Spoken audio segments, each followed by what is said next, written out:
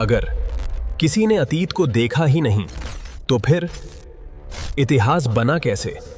और हमें यह सब पता कैसे चला?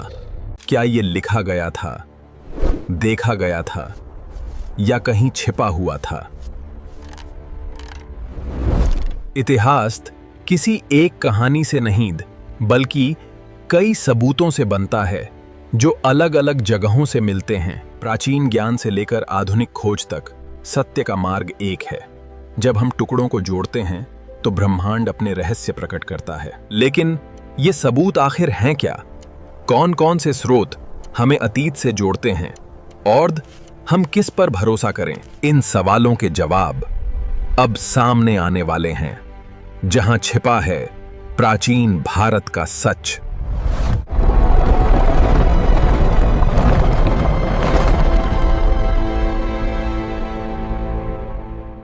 अब सवाल नहीं, खोज शुरू होती है, जहां हर सबूत हमें अतीत के करीब ले जाता है।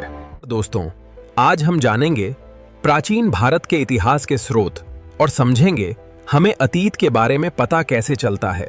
इतिहास सिर्फ कल्पना नहीं होता, ये कोई कहानी नहीं जिसे बस बना लिया जाए। इसके पीछे होते हैं सच्चे सबूत। इन सबूतों को ही हम स्रोत कहते हैं, यानी ऐसे साधन जिनसे हमें बुद्ध अतीत के बारे में जानकारी मिलती है। लेकिन हर स्रोत एक जैसा नहीं होता। कुछ लिखे हुए होते हैं, कुछ देखे हुए और कुछ जमीन के अंदर छिपे हुए। इतिहास को समझने के लिए 4 मुख्य स्रोत होते हैं: धर्म ग्रंथ, ऐतिहासिक ग्रंथ, विदेशियों का विवरण और सबसे महत्वपूर्ण पुरातात्विक साक्ष्य। ये सभी इतिहास के बारे में जानकारी देते हैं। इन सभी स्रोतों में सबसे पहले हम बात करते हैं धर्म ग्रंथों की, जो हमें बहुत कुछ बताते हैं। धर्म ग्रंथ हमें बताते हैं लोग कैसे रहते थे, क्या मानते थे और उनका जीवन कैसा था। इन धर्म ग्रंथों में वेद, रामायण और महाभारत और पुराण सबसे महत्वपूर्ण माने जाते हैं। इन सभी ग्रंथों में एक ऐसा ग्रंथ है जो सबसे पुराना और सबसे महत्वपूर्ण माना जाता है, जिससे शुरू होती है हमारी समझ।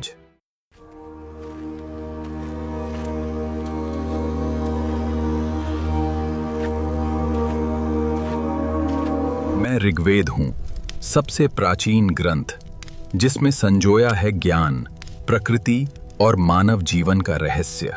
मेरे भीतर 10 मंडल हैं, हजारों ऋचाएं हैं जो प्रकृति और देवताओं को समर्पित हैं। यही मेरी पहचान है। मेरे ज्ञान में परंपराएं भी हैं जिनको तुम गोत्र कहते हो, और कुछ अतिरिक्त भाग जो बाद में जोड़े गए, उन्हें खिल कहा जाता है। लेकिन मेरे भीतर कुछ ऐसा भी है जो सबसे खास है, जिसमें छिपा है गहरा अर्थ। गायत्री मंत्र ज्ञान और प्रकाश का प्रतीक है, जो हमें प्रेरित करता है सही रास्ता दिखाने के लिए। मेरे ज्ञान में सिर्फ मंत्र ही नहीं, समाज की झलक भी है, जहां लोग अलग अलग कार्यों में बंटे थे। समाज में 4 वर्णों का उल्लेख मिलता है: ब्राह्मण, क्षत्रिय, वैश्य और शूद्र।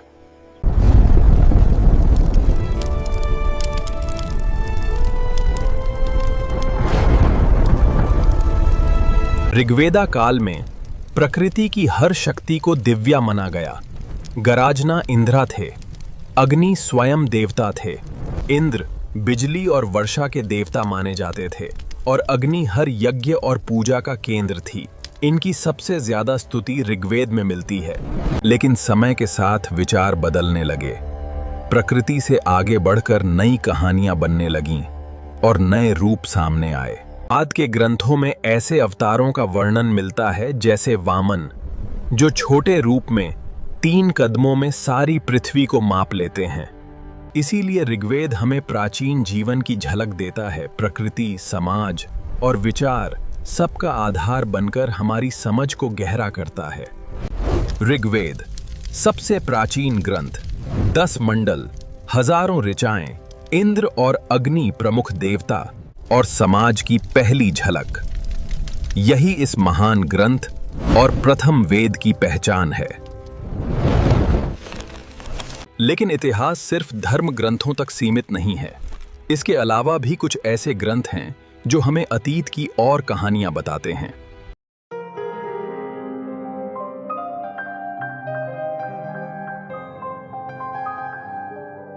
ऐतिहासिक ग्रंथ हमें बताते हैं राजाओं की कहानियां, युद्ध और उस समय की घटनाएं जो सच में हुई थीं।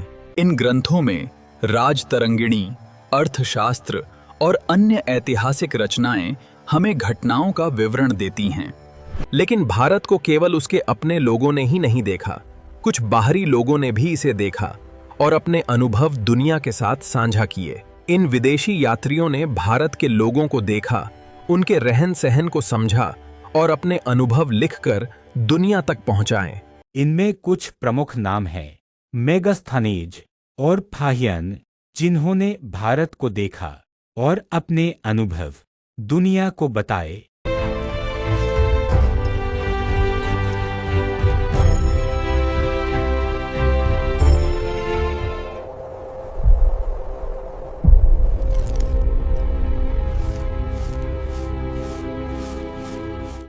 लेकिन इतिहास सिर्फ लिखी हुई चीजों में नहीं था। कुछ सबूत जमीन के नीचे छिपे हुए थे, जिन्हें खोजा गया।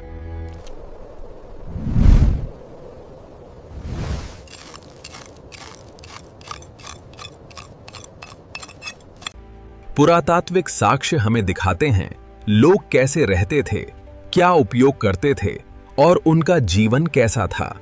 ऐसी कई जगहें मिली हैं, जैसे हड़प्पा और मोहनजोदड़ो, जो हमें दिखाती हैं कि प्राचीन भारत कितना विकसित था। इन सभी स्रोतों को साथ जोड़कर ही हम प्राचीन भारत को समझ पाते हैं, क्योंकि हर स्रोत अपनी एक अलग कहानी बताता है। धार्मिक ग्रंथ, ऐतिहासिक ग्रंथ, विदेशियों के वृत्तांत और पुरातात्विक साक्ष्य, ये हैं प्राचीन इतिहास के मुख्य स्रोत। इतिहास सिर्फ बीते समय की कहानी नहीं, ये हमारी पहचान है, जो हमें सिखाती है हम कौन थे और हमें क्या बनना है।